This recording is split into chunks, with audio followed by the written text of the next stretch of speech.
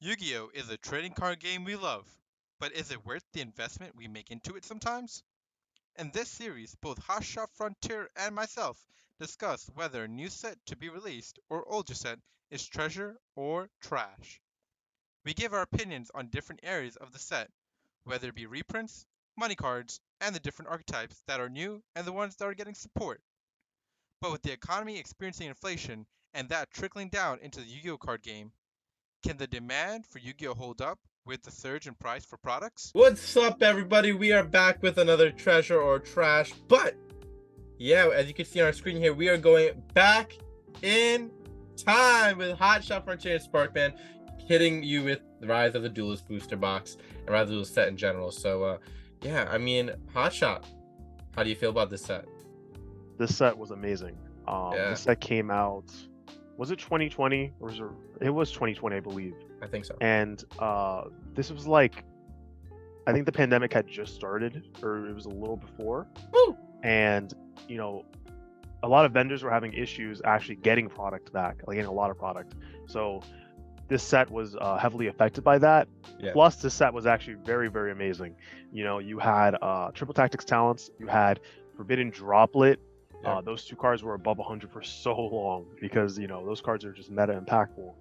And we had the Dogmatica support, which was really used throughout the game until it was replaced later on. Like every secret rare, for the most part, was a really good secret rare. That's why the set was amazing. But starting off, I just want to touch on one thing. When you said that this basically came out during the pandemic, we also saw a lot of influx of people joining back into Yu-Gi-Oh! So that's also could cause the influx of why card prices were going up, because more people were getting back into the game as well. Because when you're inside, you got nothing better to do but go back to an old game like Yu-Gi-Oh! That's true, and they see this set that is the latest set, and they have to, they buy into it, and then it's just prices spiked, Yep. But going on first to the Starlights, there were only 4, not like 2023, 2022. Now that we have multiple Starlights per set, but sorry, 5. There were 5 Starlights. I kind of forgot about the 5th one a little bit, but 4 Starlights. We have Triple Tactics Talents that still hold up its price for so long.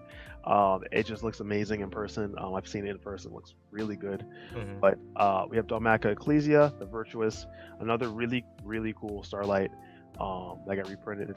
That got printed as a Starlight here, and then we have DD Crow that everyone was really happy about. That just kind of showed that shine. And I think Sparkman, I think you and I know someone who owns 3 of them. I wonder who that could be. Yeah, me too. Well, maybe we'll place his name over here somewhere. Yeah. And he's a big baller. Okay. Yep. But moving on, we have Win the Wind Charmer. I think that this was like a less popular charmer in terms of like the Link versions of the charmers. Partly, because the Link ones, they were more used in the metagame. These were kind of more like specifically used in certain decks, and I think at that point, the prices were very low. But moving on to the last one, because there is a 5th one, Gaia the Magical Knight. Gaia the Magical Knight of Dragons, $115. Nothing really much to say. It was just the art of the set. It made the set look really cool, but it just wasn't. People didn't really want to invest in it long term. That's basically it. Unfortunately, I think the support was really cool though. Seeing like Yugi support, type of thing. Yeah. But yeah, guys, like I said, Triple Tactics Talents, TTT, and Forbidden Droplet. Again, we're just so high up for the meta. They were above 100. People were like, oh, which was going to go higher, which was going to go higher. Then Triple Tactics Talents got its reprint in the 2021 Megaton. Yeah. Brought the price down finally. Forbidden Droplet got that ultimate rare in, I want to say OTS 17, 16. I'm not exactly sure which one. One of those, yeah. But yeah, that brought its price a little bit down. But then finally, that put the nail on the coffin was the ultra rare reprint and what's that set called? I keep forgetting it. Duels from the Deep. That set. We have the best box right here in front of us, ladies and gentlemen. We have the best box of 2022. Best box of 2022 right here. The Duels from the Deep. All right, why are you recording me saying that? All right, listen, I don't need more than one platform here making me say this, all right?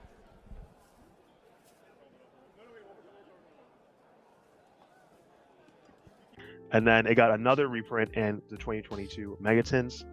but really good cards. Yeah. And it's great to look back at the set to see the amazing things we have in here. Sure. But moving on, we have Fallen of Albaz. It got hype. It was like around $30 at the time when it didn't have a reprint because Despia was doing really, really well, and that was the only Amazing. copy. Yeah. Yeah. Then we have Nadir's Servant, which was above $70 until it got that reprint. Yep. Crazy. Odd Eyes Rebellion Dragon, again, really good for Pendulum support. That card was really up until it got eventual ultra rare reprint in the 2021 Megatins, and then again just skipping all the dogmatic cards because again those were like the really like that was the engine they used during that time. Like everyone was flashing a Dogmatica engine, which was really great. Titanclad, the Ass Dragon was really cool. It was a one-of though, and again it was kind of like iffy if you used it or not, so it wasn't as popular as the other secret rares. But of course we have Chaos Ruler, the chaotic magical dragon, because the ability to just go into your deck and just just see 5 cards, like it was just really OP. Like yeah, I mean as being a light or dark monster, saying the rest of the grave. Like I think it did get a random ban. I think it was 2 ban lists ago. It was just kind of okay, but I mean I can see why it is an amazing card, and it can send itself back. So what can you do? But then we move on to the Ancient Warriors Oath, Double Dragon Lords. This card still does not have a reprint, and it's an amazing card, right, Sparkman? Sure. No. And we have the Koki Miru Supplier. This card was used in Emancipators. It did eventually get a reprint from the recent Battle of Legends set, but this card just dropped like $14 when it didn't have a reprint. Moving on though, last we have the Gaia the Fierce Knight Origin. Don't like walking mirrors. Yeah, he doesn't like walking mirrors. Anyway, so the Gaia the Fierce Knight, that was just the sneak peek promo. That's why it's like $250. Really? Actually, no. This is just the ultra rare for the set. But it's still support again, for that. Yeah. Yeah. We have the Raid Raptor Arsenal Falcons for $3. It used to be maybe $4, but the Statue of Wind just got banned on the recent ban list, so this is going to go low. I don't think people are going to really use this anymore. Yay. Yeah. And then we have Infernal Noble Knights, which, if you guys remember, which was like a crazy deck before Link Cross got banned, unfortunately.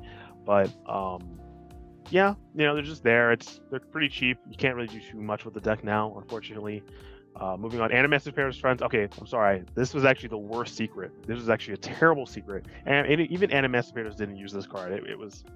You seem very animated about that one. Did you pull that? All right, so we're gonna move on. Before I forget, Melfi's made their appearance in this set finally.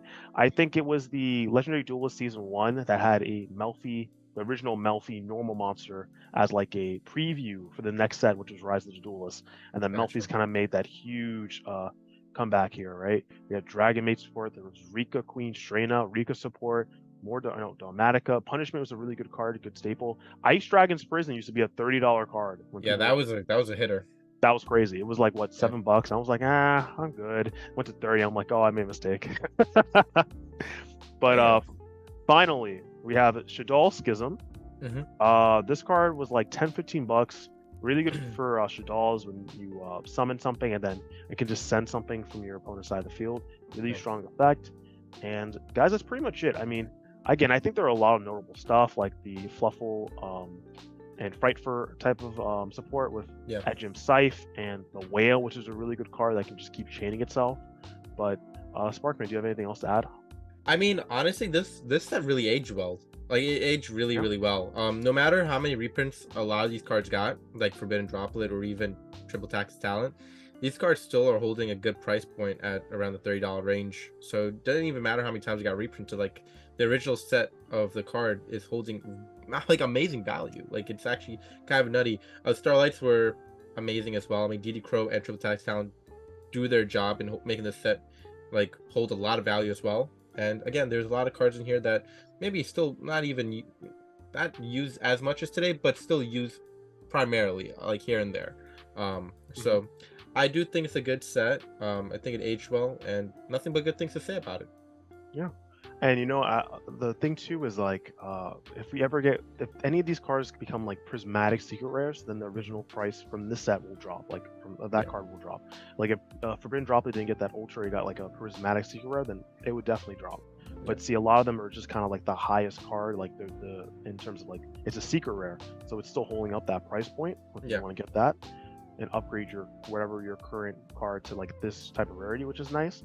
And personally, I think like sealed is cool because at least with main core sets, you can still pull a Starlight rare, and that's what really holds up that value because it could have a Starlight rare. Without that, it would definitely be a lot less strong. Totally agree. What are you giving it a rating, huh? Let's hear it. I'm gonna rate it like a 15 out of 10. Oh baby! I don't have to think about that one. That's amazing. 15 out of 10. That is amazing.